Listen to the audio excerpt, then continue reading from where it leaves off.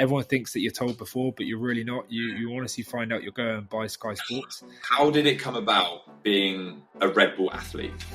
The big wave surfing, the cliff diving, anything, like the stuff they do as a brand is incredible. So they showed me the helmet they wanted me to wear in the games, and it was like a real pinch me moment when I was like, this is incredible. And what advice would you give to that person who wants to achieve that abnormal thing but sees themselves and their current life in a very normal way? Never question, mate. I think...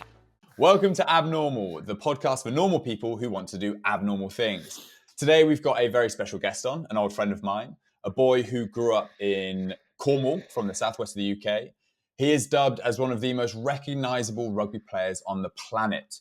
He has achieved all there is to achieve in the game. Please welcome Jack Nowell. Nowellsy, welcome to the podcast. Hey, Lavs. Thank you very much, mate. That's a beautiful intro. Thanks for having me, mate.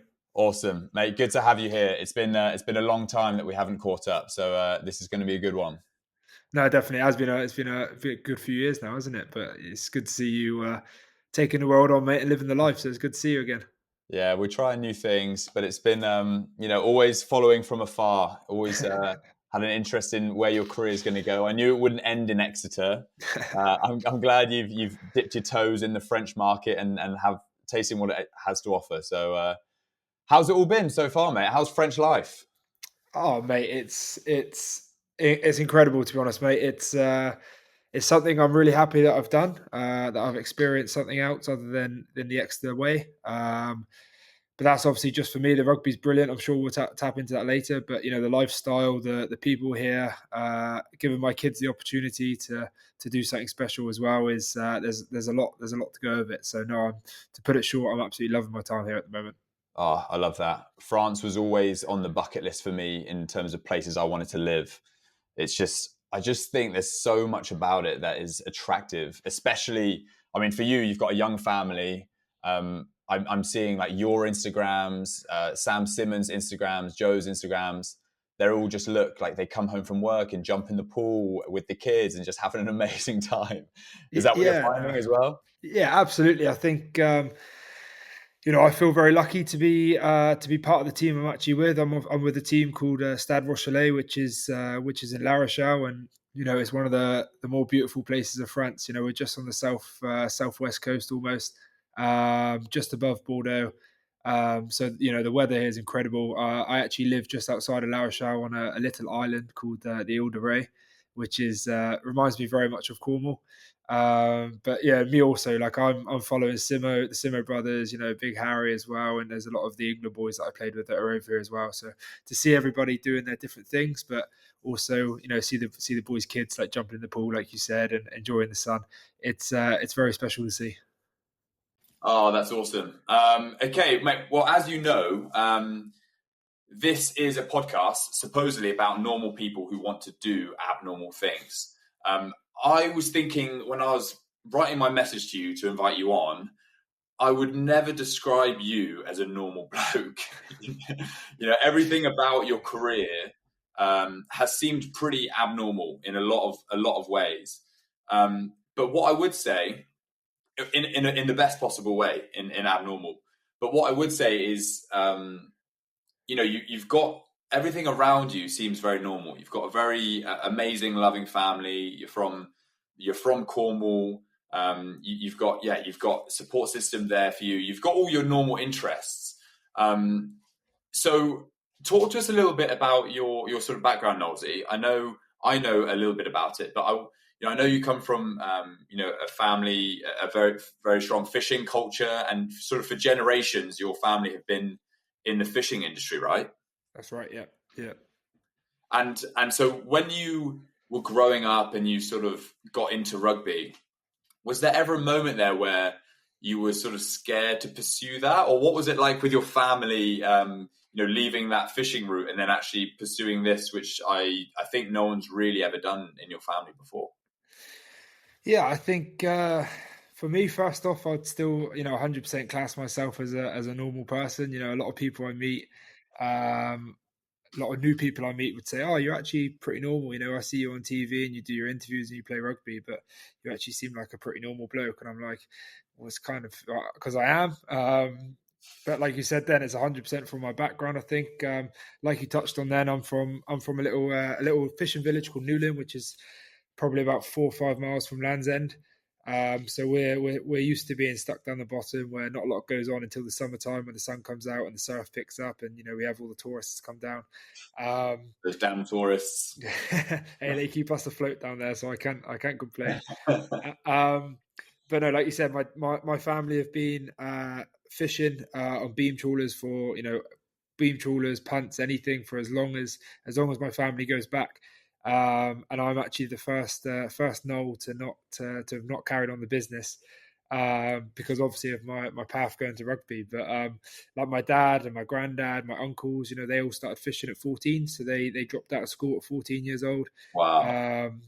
And then fishing from there. And obviously the culture back then was a lot different to what it is now. There's a lot more opportunities in the world nowadays, but from where I'm from, that was what you do. You're born, you go to school for a bit, you then go out to sea with your dad, you learn the hard way, and then eventually you take over the business and you carry on. And for my dad now, he's 55, he's still fishing. Him and his brother own their business together. They have 3 boats between them, which is for him to get to from where he was to now owning 3 beam trawlers himself and having his own business is a pretty big deal down there for my family. So I'd like to say that my dad is very, very proud of me, and he obviously tells me that most weeks, when he's following me around the world watching my rugby. But I'm sure there is a very small side of him that is obviously very disappointed that I'm not carrying it on as the oldest son. You're not taking on the family business. That's so funny. I mean, it's such a great story, and I know you're. In the rugby space anyway, your story has been relatively well documented, because the way I see it is it's been well documented because it's actually not a normal way into rugby. Especially in England, if you look at the English game, a lot of the talent comes through like the private school system, and that's kind of a lot of people's traditional route to rugby.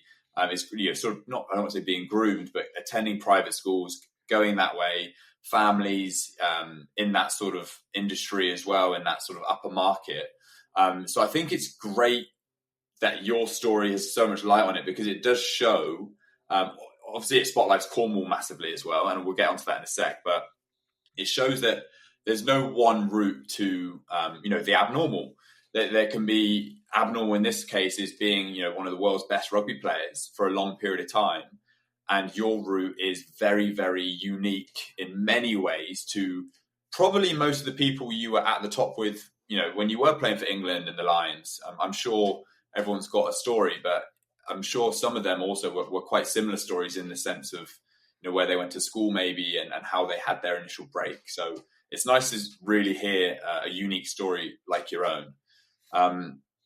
But on Cornwall, I know you're not in Cornwall anymore, but you do give back. It's very important to you, right, where you're from. I know when we were in Exeter, there was a lot of jokes about Cornwall being its own country and how to do a scone properly and all that sort of stuff. But it is very important to you and your family. I know you go back there. I mean, you just come back from Cornwall, right?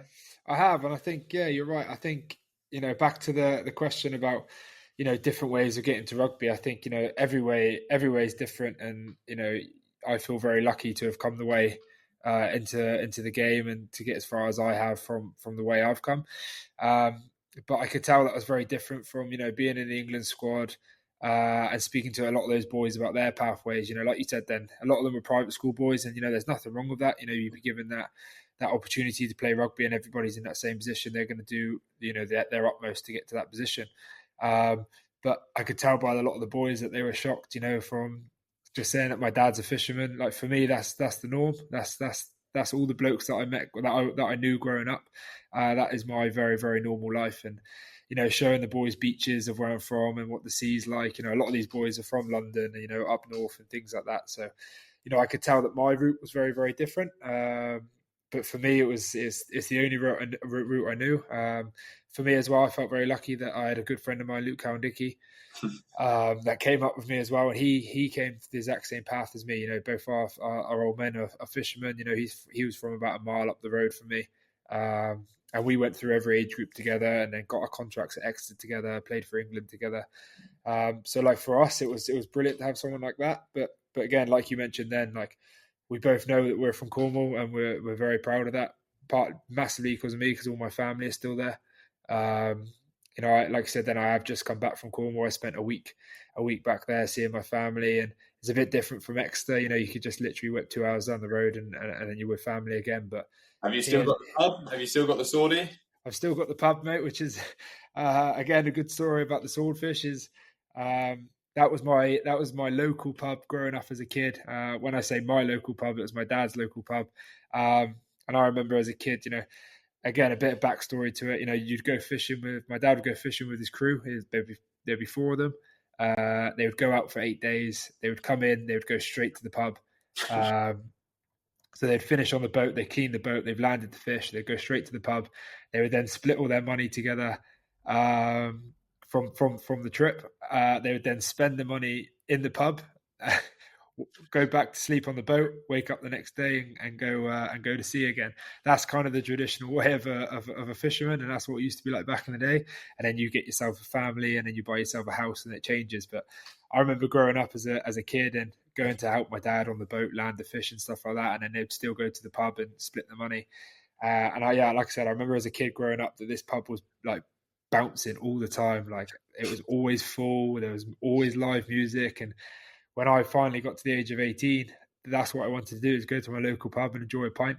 And unfortunately, by then it just died off, and it was a very different atmosphere. So yeah, I was lucky enough to get the opportunity to buy that pub with one of my mates who's very good in that industry. So yeah, we've bought that pub now. We've had it for 6 years, and we've finally got it back up to what it used to be. That is awesome. That's so. Your dad must have loved you so much for that. I mean, mate, he loves me because he's got a tab behind the bar. And I was going to say, I was like, you still charge your old man or what? Well, every single time I go home, the staff down there go, "Oh, Jack, do you mind popping into the pub because you've got a 500-600 quid bar tab?" And I'm like, "How is that possible? I've not been home for like 6 months." Well, he just put Noel down. He didn't say who pushed Noel. Exactly. Oh, man, that's awesome. It's like your old any dad's dream is that growing up, and that your son's playing for England and the Lions, and he's also bought your local pub, and you've got a free tab behind the bar. He has been known to go behind the bar as well and help himself. So, well, you can do what you want if your son owns the place, I suppose. Oh, mate, that's epic! I love that. So yeah, I mean, yeah, Cornwall's very important, right? And I know you do a lot with like the what do you call it, the lifeguards down there, and having that pub and that community sense. I mean, you don't need to just be in the rugby community to know that every time that there's an England win or an Exeter win or a La Rochelle, that Cornish flag comes out, that black and white, and it's fair to say that they're represented on a global scale now with you and Cowan Dickey knocking around. Yeah, I think we feel very proud to be able to. There was obviously players before us. Phil Vickery, legend, English prop. He's originally from Cornwall. You had Stack Stevens looking further back. That again, another prop that played for England. Robin Cowlin, that you also know, Lavs. There's all of these famous big props with big shovels as hands and stuff. But in the new game, I'd say that myself and Luke Cowan Dickey kind of have gone a bit more forward with that side. So the fact that we can bring a lot of people with us. All of our friends come up, and like you said, then the flag's out every single game. They've travelled to Paris to watch Grand Slam wins. They've travelled to Ireland. All these places that they've come and watched us. So to be able to have that small part of Cornwall with us all the time is the most special thing about it. Yeah, that's awesome. Have you had anyone that you've met in your rugby days that might be like a London city boy, and they've come down to see your neck of the woods in Cornwall, and they've just been blown away by all the photos, all the beaches, all the pasties? Have you had any stories like that? Yeah, there's a few boys. Obviously a lot of boys that move down from like London clubs, like you said, then go to Exeter, and a lot of people think it stops at Exeter because that's the end of the motorway, but when you say, "Oh no, we're for another 2 hours down," they a lot of them then get down there and see that. Someone like Manu Tuolangi, who originally his family from Samoa. He played at Leicester for his whole career, then up to Manchester. But once I show them pictures of things like that, they've made the trip down and they visited us. A lot of the boys from Exeter that have come down a bit further and visited us as well. So, like you said, then when you show them the pictures and you see the crystal blue sky, you see the white sands, they're like, they had no idea that was England. So, yeah, to be able to show them that part of it as well is pretty cool. Yeah, it's crazy. You should have got Tuolangi to sign at Exeter, man. Come on. Well, that would have been another centre ahead of me, for God's sake. I think he was on a bit more money, mate. Yeah, mate, you're dead right. Oh, mate, that's great to hear. I love hearing your story, and obviously I know Cornwall relatively well myself, playing at Exeter and doing a season or two at the Pirates as well in Penzance. So yeah, it's such a beautiful place. It's just such and no one believes it if you're from the UK and you show them photos of the beaches there, and that you're showing, like, for example, my French fiance, she still doesn't believe me that those beaches are from the UK or from England, because she doesn't see any of that side of the UK whatsoever. Yeah, it's like very similar to a lot of the French guys here as well. Like, obviously living on the island in the Ile de Ré here, and they're like, oh, it's beautiful. Like, obviously you're from England, so it must mean you're from London. Or somewhere like that, and then like that, I show them the pictures. I'm like, no, this is where I'm from, and they're pretty amazed by it. Yeah, it's a beautiful place. So Nolsey, I wanted to talk more about your rugby career, but not necessarily just about the rugby. I know, I've been a rugby fan since I was 4 years old, since I can remember. So the fact that you have played for the Lions, I actually still remember. I'm sure you remember it as well, but when we were in the canteen at Exeter, the moment that your name got announced on TV in the canteen, and everyone was you were in the corner, like, so unassuming. I'm sure you were for my food. I'm sure you were waiting, like, hopeful that your name would be called out. But I will always remember that moment for the rest of my life, because it was like you were our guy, and it was just so special that you and maybe a couple of others there were like the real hopes for Exeter to maybe be named in that British and Irish Lions squad. And so what was that? That's me as a friend, that was so special for me. What was it like, that moment for you, hearing your name called out? I think for me, that's probably one of the highlights of my career. Like considering all the stuff that I've done in a rugby shirt, I think for me, that's probably one of the special moments, and one I'll never forget. I think there's loads of reasons for that. One is because everyone thought that I knew I was going. Everyone thinks that you're told before, but you're really not. You honestly find out you're going by Sky Sports. It's crazy. It is crazy, but look, for me, I was a bit naive. I didn't realize. I knew the Lions was big, and it's it's the biggest achievement you can ever wish for, playing rugby in England. And for me, there was obviously, you hear media and you hear coaches speaking, and I knew there was a possibility for me to go, but I honestly thought it wouldn't happen. So yeah, to hear my name called out on the news like that, and like you said, just to hear like how much it meant to yourself that you just said then, like for me, I couldn't have asked for a better place to be announced to be in the squad with all of you boys, because I'm very aware that if it wasn't for you lads that I've played with at Exeter, I certainly wouldn't have gone on to play for England, which means I wouldn't have gone on to play for the Lions, and obviously now be given the opportunities that I have now in France, because sometimes we're all individuals on the pitch at some stage, but it's down to the team that do it. For me in my position, I've been able to shine and do some special things on the field because some of the props have done a massive scrum 5 minutes before, or literally a minute before. Do you know what I mean? So you just see the individual side of it, but I'm very aware of the team side of it and how much the boys work for each other. And I think that's what we were so special at Exeter about. It was a big team buy-in, that we all work for each other and we all look after each other.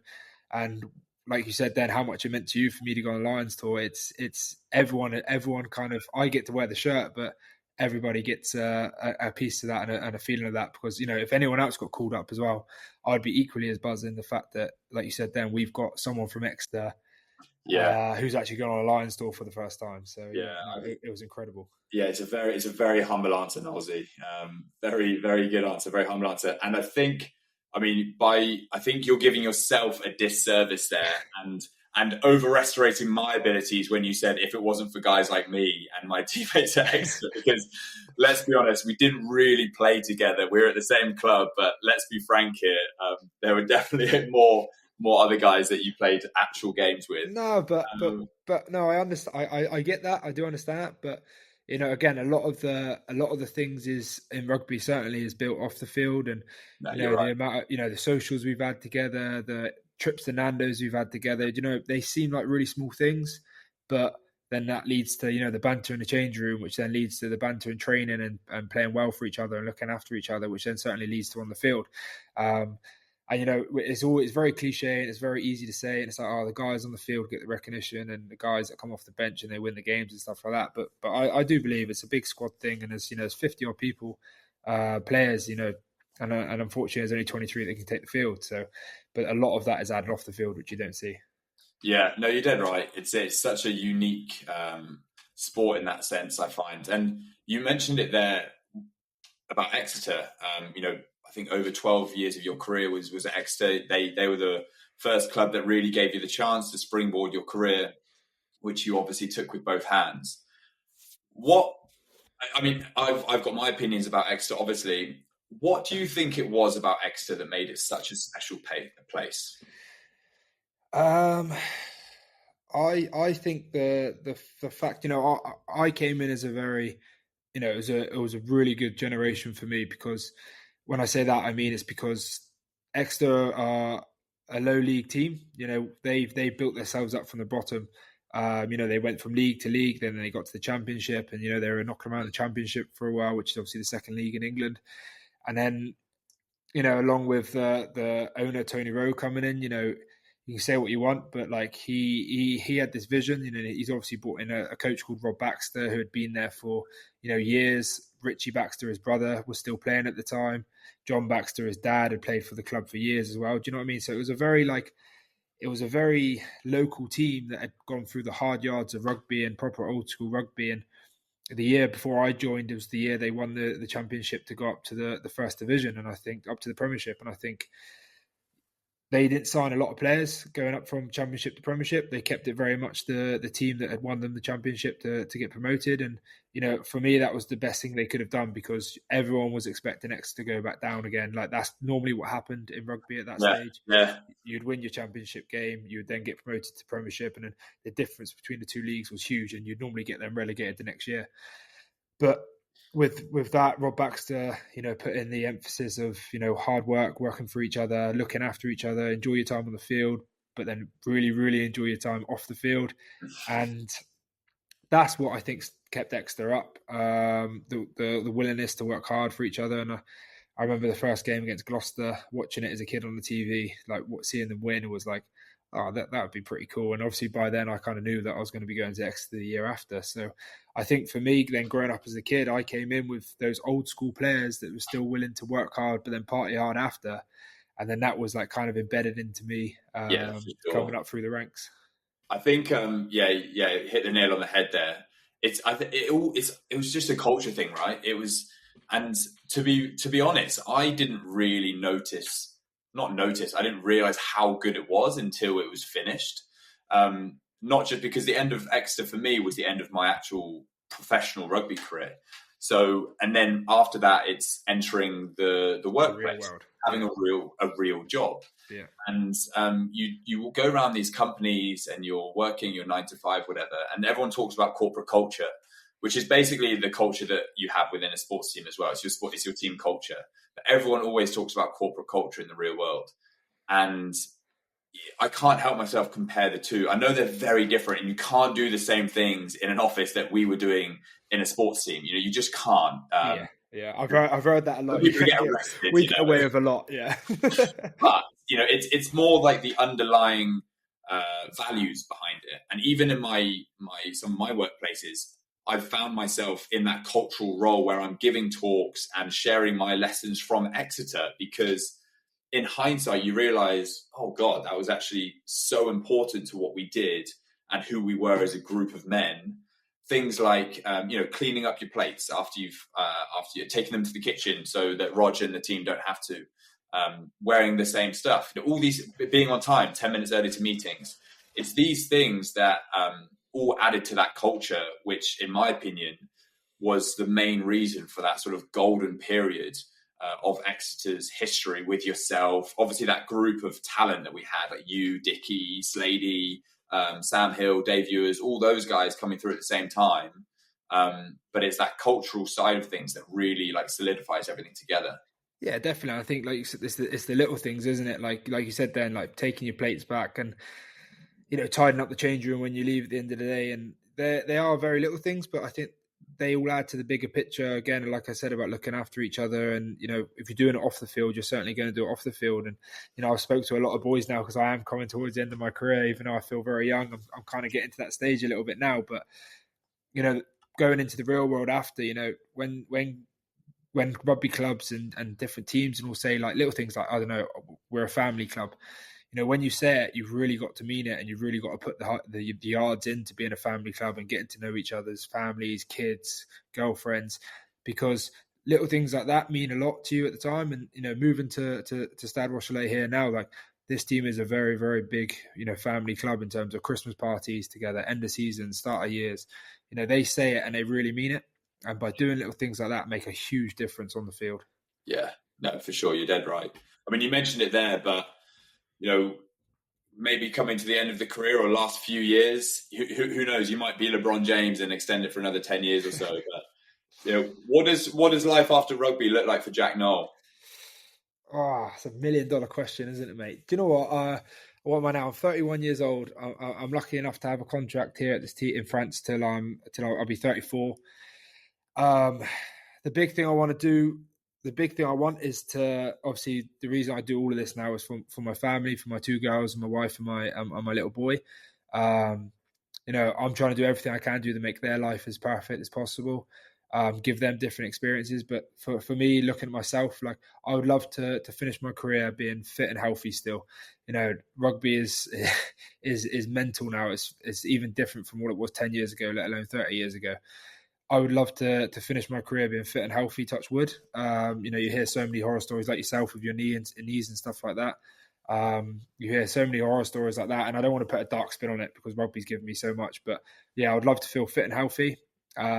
Still be able to do all the things I want to do. I want to finish my career here in France, winning a trophy for this team. I would love to go back and play for my old local club, Pirate Amateurs. And I would love to represent my county, Cornwall, in the county championship because they normally play their final at Twickenham. Yeah. And for me, growing up, I was obviously too young to play for the men's team when I was younger.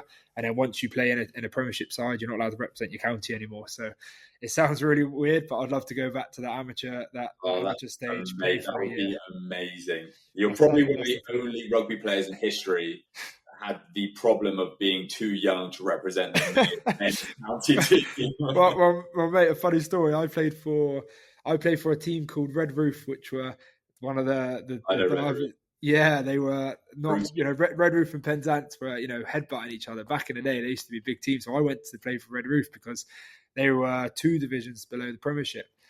And I was 16 years old, and I remember the first half of the season, my mum and dad either had to come to the game with me, or if I went to an away game, they'd have to write me a note to give me permission to play with the men. So little things like that was crazy. And they were more than just men in that league, weren't they? They were men trying to hurt you. If you were a young boy playing in that league. Oh, I got beaten up a few times, mate. Oh gosh, tough league.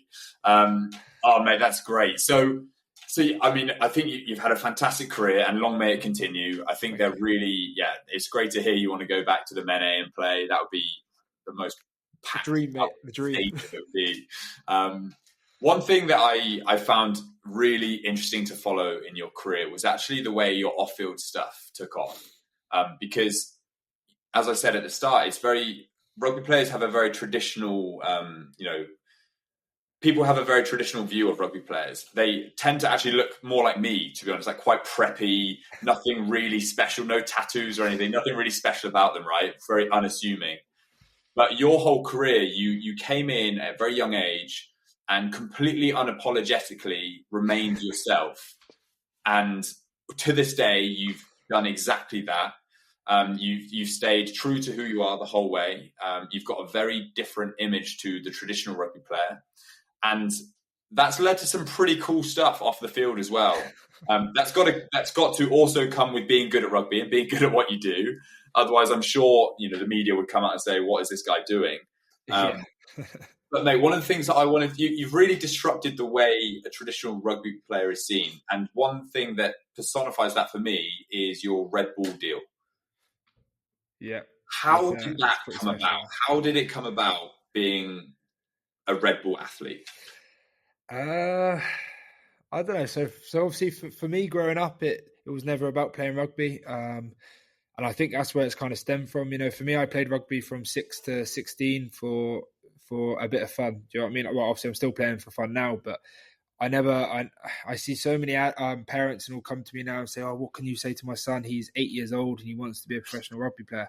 Like, that's brilliant. Don't get me wrong. Like, to have that ambition from such an age is brilliant. But for me, I played it for fun. I played it with my mates. The reason my mum and dad took me down there is because I had a lot of energy as a kid, and they thought, "I don't know, let's give them a go at rugby." So for me, I love playing with my friends. I love that training on a Friday, and then you have your match day on a Sunday, and you have your sausage and chips after.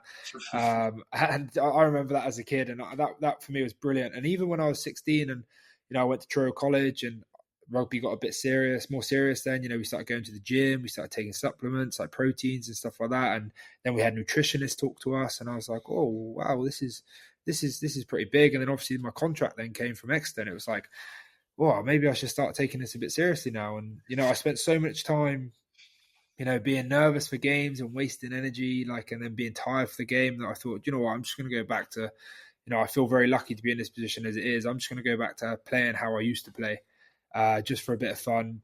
And that's kind of led to the way I play. I wasn't the traditional winger. When I was younger, playing on the wing, again, like you said, I kind of did my stuff my own way. I wasn't that, I'm not the fastest of players with the out and out sprinting, but what I did like in my game is I got off my wing, got touches, went around the forwards and stuff like that. So I kind of did that my own way. And like I said, growing up, it wasn't to fit in, or it wasn't to be something I'm not. It was just to be myself and play the game I wanted on how I think I could play it. So I think that's kind of had the drive and the determination from when I was younger to carry on being like that. And at the same time, if I had changed, my old man would probably give me a slap. So there's very little humbly. things, very humbly. So there's little things like that, and I think, which again, growing up, like I said, it wasn't just rugby, it was surfing. Like, all my friends now are lifeguards on the beach back home, and they're surfing still, and they're doing all these crazy amazing stuff. So for me, Red Bull was a big thing. Not so much from the energy drink because I was younger, but it was more the big wave surfing, the cliff diving, anything, like the stuff they do as a brand is incredible. So growing up as a kid and seeing all these amazing things was awesome, and I've always been a big fan. And then I still remember the day my agent rang me and said, "Look, I'm having a chat with Red Bull. They want to meet you. They want to get into rugby." And I was a bit like, "What? They want to speak to me? Like they want me to be part of that?" And I still remember that phone call now, and it's incredible. And then I went and met the guys, and they showed me the helmet they wanted me to wear in the games, and it was like a real pinch me moment when I was like, "This is incredible." And for me, when I was signing that first contract with them, I couldn't imagine what the stuff I've done with Red Bull now, the stuff I've got planned. A lot of my stuff's going to be planned for when I retire with Red Bull, but the amount that they do as a brand, as a company now, that I'm able to experience is incredible. They are one of the best brands in the world to work with. Can you give us any sneak peeks of what you've got planned with Red Bull? I obviously can't give you too much away because I want to. There's stuff that I can't do. I can't do now. Obviously, put it this way: I can't be riding motorbikes. I can't be jumping off. I can't be jumping off cliffs. I can't be Not jumping Not yet. I can't be jumping out of airplanes just yet. But for me as a kid, that was something I used to do. I remember going cliff jumping and climbing up rocks that you can no way climb down, and the only way down is to jump in the water. And it was stupid. We didn't know how deep it was, or if it was waist height, or whether it was the head height. But we would jump off and see what happens. So like I said, it was stupid, but that adrenaline side of it was brilliant. So for me now to be able to plan some stuff like that after, that's great. But in terms of what they do for me on the field now, do you know what I mean? Like, I'm one of the Red Bull athletes now, so the pleasure side of it is obviously going to Formula One races and Monaco and Silverstone and things like that. That is, of all the things you've achieved, mate, that is the biggest thing that I'm envious of. I'll never forget the first time I met Verstappen, and I put a picture on my Instagram, and you commented straight away saying, this is the best thing you've ever done. Straight away, I was like, mate, screw the Lions, screw Exeter. Like, this is unreal. I still remember that, mate. But yeah, like they look after me so much, like in my rugby career now. If there's anything I need, like if I need to see doctors, physios, I need to go out to Austria to see a physio for a week to get an injury sorted. You know what I mean? They're there at a phone call. So it's a brilliant team to work with. Yeah, that's epic. And I remember vividly a few moments of your career with Red Bull. One was when I think you just signed or something, and we were in a pre-season block, and we were swimming, and the rumors started going around the number of cans that they were going to make with your face on. And I was like, whoa, that is epic. And then the second one was I was in rehab for the knee, and you were also in rehab. And I was like, oh, great, we're going to have a little block together. And then for like however many weeks, you went off to the Red Bull facility instead and trained over there with all the world's best physios and doctors and everything. And it looked amazing. Yeah, don't make me sound like that, mate. I didn't just I didn't just leave us and go off and do my own thing. We had a very long period in rehab together, so I don't blame you for doing that, because we had about 6 more months after that anyway. Yeah, I think we've probably got the most time spent in rehab at that club. I reckon we still hold the trophy together, mate. Yeah, but we did a lot of upper body training, which was good. Bloody right, mate. Bloody right. Okay, mate, that is I just love hearing about the Red Bull stuff. I really do. One other thing is so life after rugby. It's great that you've got someone like yourself. I'm sure there's going to be things that come up like punditry. You're great with people, the Red Bull stuff. People are always going to want you doing something. Do you see yourself staying in rugby post career? Like, do you see yourself hanging around that sort of punditry route, or even coaching, or do you have any other passions that you would follow outside of rugby once that's all said and done? To put it bluntly, no. I honestly don't think I will stick around in rugby, whether it's punditry or coaching or anything. Don't get me wrong, rugby's given me so much. It's given me everything I've got now. But, for me, I fully respect players that are then willing to give their time back to rugby and bring on other generations. Hopefully I can do that in another way. But I just don't think I'd have the same enjoyment. I'll certainly have the drive because I love winning. But I love winning when I'm playing. So I think in terms of the coaching side of it, I want to leave rugby as a player, because I just don't think I'd have the same enjoyment as what we do on the field. And I know the coaches do, and I know they enjoy their beers after a good win and stuff. But for me, I would always feel like I could be on the pitch playing. Even when I'm 60 years old, I'd be like, oh, I reckon I could still do that. So I think for me, like, I'll be, mid-30s, close to 40s by the time I properly finish. And I think for me, I still feel that's very young. I feel like I can then have a separate life. I can then do something completely different to what I've done for the last 30 years of my life, because, I can almost start again then. Obviously, I'm in a very good position now where I've set myself up a little bit. But and like I said, I'd love to go off with Red Bull, do different things. I've worked closely with the budgie smugglers guys that do the swimwear, and I'd love to do all the crazy stuff that they get up to that I've not been able to do now. And I'd love to spend a good block of time with my family back in Cornwall. I'd love to do a good summer there, see some of my old friends, go surfing, go on trips like that, that I've missed out on growing up. So yeah, to put it simply, that the rugby will be, once I'm finished and I've hung up the boots, they'll be hung up. So basically what you're telling us is, after rugby, we're going to see Jack Nowell on TV in budgie smugglers on a motorbike, driving off a cliff, over the cliffs of Dover, and then going into a big wave surf, something like that. There's a very high chance, mate. So you don't fancy an office job then, Nolsey? I don't think I'll be taking an office job up very, very, very soon. But like little things like, like obviously everyone, I hope everyone has heard of like Ross Edgley and the stuff he does. He swam around Great Britain, and to see like little things like that and little challenges like that. I think I would always set myself challenges of doing stuff. There's one thing I want to do, is swim from Penzance to the Isles of Scilly, which is a little island off Cornwall. I think it's about 33 miles. I want to do that. I want to swim across the channel, which would be pretty cool. And I'm going to set myself little tasks like this along the way, and keep myself moving. Oh mate, I'm sure you will. And these challenges, they sound right up your street. And especially as a Red Bull athlete, I'm sure that the content piece will be there. The collaboration, the content collaborations will be there. It sounds epic. Is there anything about the transition from professional sport that you're nervous for or anxious for?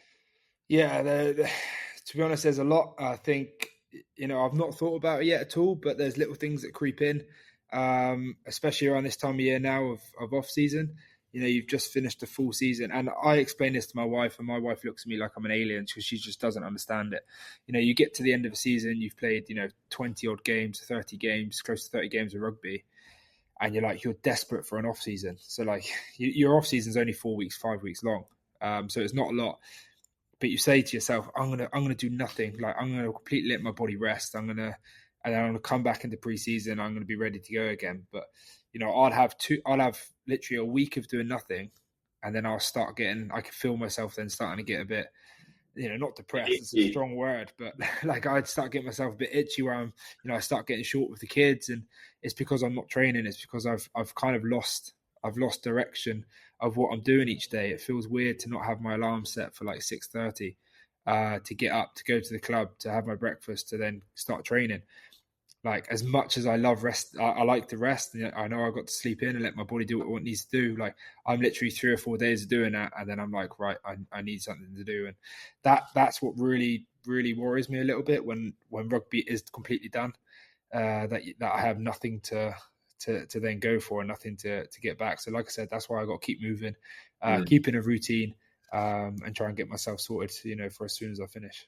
Yeah, I think you shed a light on some really important things there, because it's obviously not just rugby, it's all sports. Or if you live that professional athlete lifestyle, and then you go from being that pro rugby player, pro swimmer, pro football player, whatever, into having to transition to another career, whether it's through injury or just not getting another contract or something, it's very difficult. And there's some challenges that you don't really think that you'll experience until you're actually in the moment. Yeah, definitely. Everyone's story is different.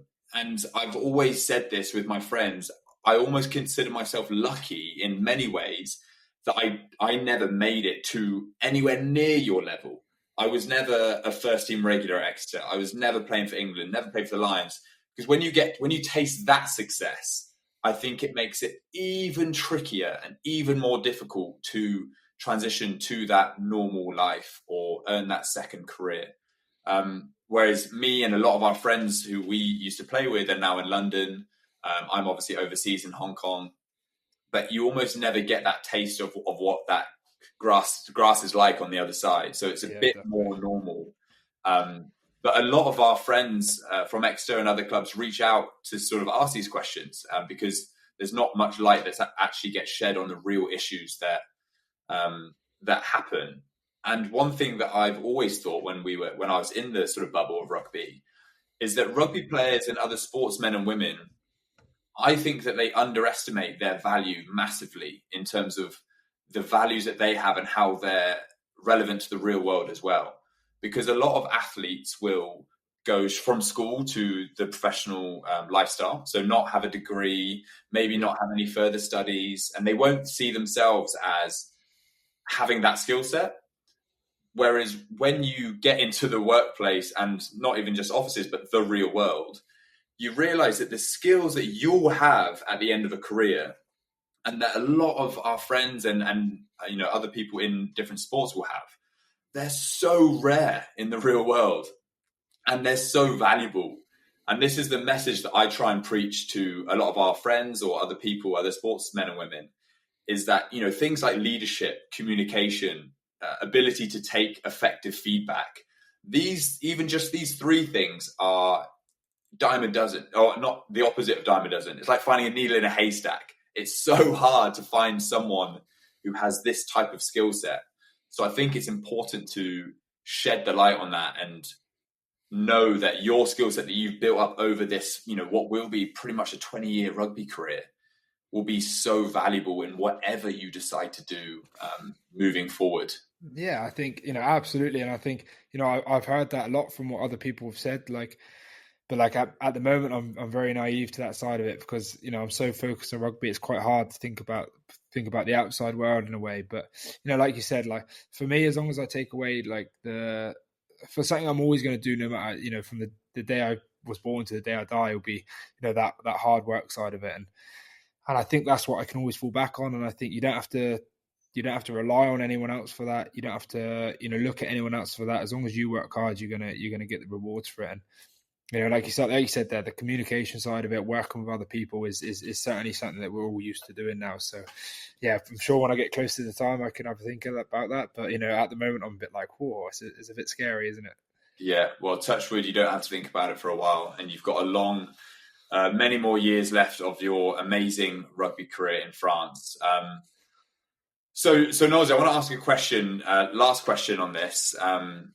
For everyone listening who maybe is nothing like yourself whatsoever, they might just be sat in their office or going out for a run or waking up, and they see their lives as very normal, maybe even mundane, but they've got something on their mind that they've always wanted to do, that they're maybe a bit afraid to do that thing. They might see it as a bit out of reach from their day-to-day and their abilities, their self-foreseen abilities.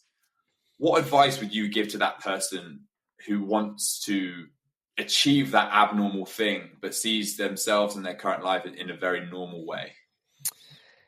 That's a hell of a question, mate. I think, for me, think about that idea and genuinely think about it.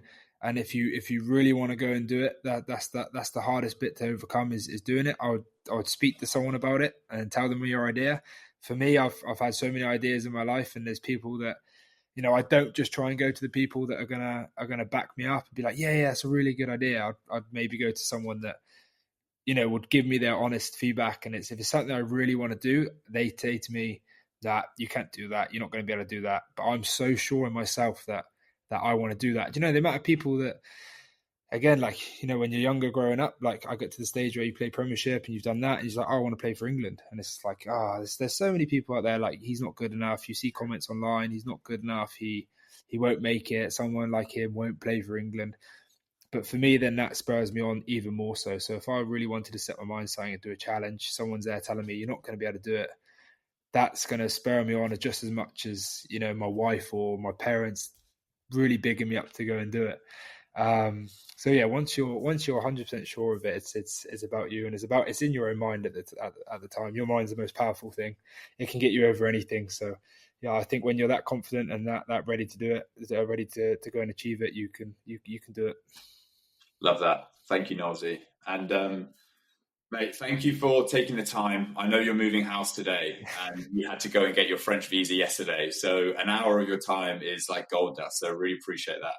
No, you're very welcome, mate. I think, obviously being in France for a year now, when I say I'm moving house today, it feels like I've been moving house for the last 3 months. But today is finally is the actual day. So no, mate, it's been an honor to be on. I appreciate that and appreciate your time. Mate, it's been awesome. I love hearing your story. I've known you for a few years now, but I think it's amazing, and hopefully people listening to this will see that they see you as this abnormal person that's achieved all these amazing things, but at heart you are just a regular guy from Cornwall with big dreams who made changes in your day-to-day life to achieve those dreams, and those dreams are certainly not stopping at the end of your rugby career. So I can't wait for the rest of your rugby career, first and foremost, but also to see what you get up to once you do decide to retire with Red Bull, Budgie Smuggler, jumping out of planes, surfing, whatever it is, mate. I cannot wait to follow along. So thank you for shedding a light on some really important lessons here for our listeners, and for sharing your story with us. So thank you, mate, and see you next one. See you soon. Absolutely, mate. You're very welcome. Thanks for having me, mate. Legend. Thank you, mate. Bye-bye. Cheers. Thank you for listening to this episode of the Abnormal Podcast. If you enjoyed it, please subscribe and give us a 5-star review on whatever podcast platform you are listening to on right now, as it really goes a long way to growing the show. Thank you, and see you in the next one.